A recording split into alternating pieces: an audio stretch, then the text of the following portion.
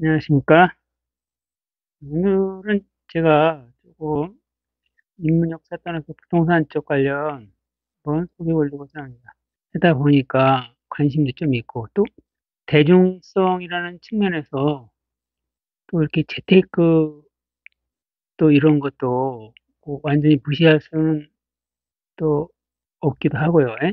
그래서 제가 종로활동을 하면서 이렇게 종종 그 관심사항에 대해서, 특히 얼마 전에 그, 그 상담하는 걸 제가 봤어요. 그래서 어떤 분이 용산 쪽으로 할까, 잠실 쪽으로 할까, 뭐 그런 게 있었고, 그 다음에 아파트를 장만하는데, 김포 쪽으로 갈까, 고향 쪽으로 갈까, 뭐 이런 걸 들은 적이 있거든요. 그래서 그 제가 종종 이슈, 우리 사회에서 이제 이슈로 되는 거, 특히 부동산 쪽은 많은 이들이 또 관심사이기도 하고, 그래서 종종 한번 소개해 볼까 합니다. 우선 첫 번째 이슈로 용산인가 잠실인가 뭐 이건데, 그 주로 이제 아파트를 딱 기준으로 할게요. 아파트 경우에 일단 현재는 잠실이 좋죠. 예. 뭐 강남이고 잠실, 뭐 저 강남 쪽에서 송파구 쪽이긴 하지만, 그런데 이제 그럼 그러나 미래 투자 가치를 볼 때는 용산 쪽이 좀 좋은 측면이 좀 있어요. 뭐냐면은 설사 그 절대 가치 면에서 잠식이 있더라도 여기는 변화가 좀 큰 변화가 예상이 되고, 잠실도 변화 많이 예상했죠. 거기 뭐 올라가고 뭐 롯데 이런 쪽 있고 개발이 많이 되고 있는 측면이 있는데, 그 개발이 그 개발에 따른 변화의 크기가 용산 쪽이 더 클 것으로 보이기 때문에, 어떤 투자 가치 면에서는 용산 쪽이 좀 유리할 수도 있다. 그런 측면이에요. 그러니까 그 단기적으로는 이제 잠실이 좋고요. 그러나 장기적인 관점에서는 용산 용산 쪽이 조금 나을 수도 있다. 그렇지만 뭐 지금 단정하기는 어렵고요. 가봐야 한다. 개발이 어느 정도 실제로 이루어질지, 용산 쪽에 지금 뭐 청사지는 지금 많이 나오고 있는데 실제 이렇게 이루어질지, 또 그에 따른 또 투자자들의 관심사 이거에 따라 달라질 수 있기 때문에, 용산이 미래 투자 가치가 좋은 건 맞지만은 반드시 또 그렇게 된다고 또 장담할 수도 없기도 해요. 왜냐하면 잠실 쪽도 계속 또 발전이 될 가능성이 있기 때문에, 거기 남쪽에는 저기도 많죠. 빌라 이런 것도 어차피 언젠가 재개발 될것 같기도 하고. 그러나 용산 쪽은 이미 많이 지금 나오고 있기 때문에 전문가들이 또 관심도 많이 받고 있는 것 같기도 하고요. 그래서 아파트를 단기적으로는 잠실이 좋고, 그러나 이제 10년, 20년 후를 내다보면 용산 쪽이 좀 나아 보여요. 그런 측면이 있다. 그 다음에 아파트를 김포인가 고양시인가 이건데, 직장이 강북 쪽에 있는 분들은 고양시가 좋을 거예요. 아무래도 가까우니까. 그런데 이제 그런 어떤 생활, 직장 뭐 이런 거, 실성면에서 고양시가 현재는 좋기는 한데, 미래 투자 가치를 볼 때는 김포가 좀 낫다고 보여져요. 왜냐면은 어차피 우리나라 강남권은 뭐 어쩔 수가 없거든요. 우리나라 서울이 강북에서 강남으로 이동한 셈이고, 현재 그 강남이 뿌리가 워낙 깊어가지고 영향력 있죠. 김포 쪽은 이제 강변 혜택을 누리는 데다가 어떤 강남권과의 연결성, 물론 이제 고양시도 그쪽에 뭐 GTX다 뭐다 이렇게 얘기는 되고 있지만은, 그런 시간 거리도 있지만 또 물리적이고 또 자연적인 접근성, 또 이것도 있거든요. 예.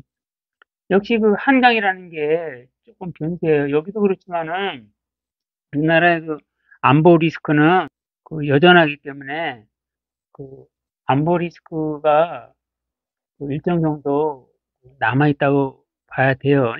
남북 분단되기 어쩔 수 없다. 여기도 약간은 그런 측면이 있어요. 그 용산 잠실도 그 한남동하고 또 대치동 관계도 비슷하긴 한데 그, 그 눈에 보이지 않는 거죠. 예, 그런 그 안보 리스크가 약간은 있다. 특히 저기 6.25를 겪어온 그 70대, 80대 이상의 그 어르신분들 경우에는 그 좀 그런 게 남아있다, 아직도.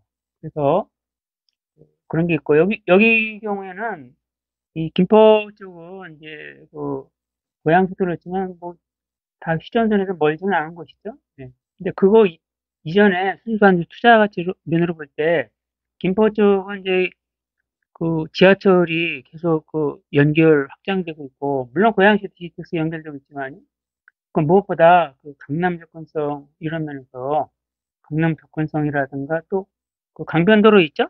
예, 여기 이제 고양시에서 뭐 대치동이나 강남 가려면 또 한강을 건너야 되죠. 예. 그래서 그 장기적인 관점에서는 그 김포시 아파트가 그좀 유리하다고 보여져요. 예. 물론 단기적으로 뭐 특히 출퇴근이라든가 직장, 또 강북에 직장 둔 분들이 많이 있는데 그런 경우에는 뭐 고양시가 좋을 수도 있지만 그 순수한 그 투자 가치, 순수한 투자 가치 이런 면을 보면 그 김포시 아파트가 그 장기적으로 좀 좋을 것 같다. 이런 생각입니다. 두 군데 지역을 알아봤는데요. 이건 뭐 그 단정은 없는 것 같아요. 그냥 뭐 10년 후, 뭐 20년 후 그때 또 어떻게 변할지 모르니까 그렇긴 하지만은 현재로 봐서는 10년 후나 20년 후나 우리나라 그 강남권이 그 지위는 변하지 않을 것 같고 여기에도 마찬가지지만은 그 용산도 어느 정도 확장이 될지 모르겠어요. 그렇지만 용산 개발이 다 완료되기까지 그때까지는 강남의 지위가 변함이 없을 거고 설사 용산 개발이 다 끝난다 하더라도 강남의 뿌리가 워낙 깊기 때문에 그래서 이제 용산 쪽 있잖아요. 거기 뭐 한남동이나 뭐그 마포 대흥동 이런 쪽에서도 아마 그 대치동하고 경쟁하기 위해서 그 학원 있죠? 그 학원가가 굉장히 영향을 많이 끼치고 있기 때문에 그 아파트 가격이요. 그 대흥동 쪽에도 지금 많이 가 있죠. 그 학원가들이. 또, 물론 중계동 유명하고요. 또 목동 쪽에 있고. 그래서 한남동 쪽이나 뭐 대흥동 쪽에서 그 학원가 유치하려고 그런 노력들이 많이 있었던 것 같고. 그렇지만 그 학원의 규모는 아직은 대치동을 따라가지 못하는 것 같고요. 네. 그리고 또 그 학원의 질적인 면에서 예를 들면 A라는 학원이 그 예를 들면 대흥동이나 한남동에 학원이 있다 하면은 그 본점은 저기 대치동에 있을 거 아니에요, 그죠? 예. 대치동에 있는 A라는 학원이 이제 분점을 내겠죠.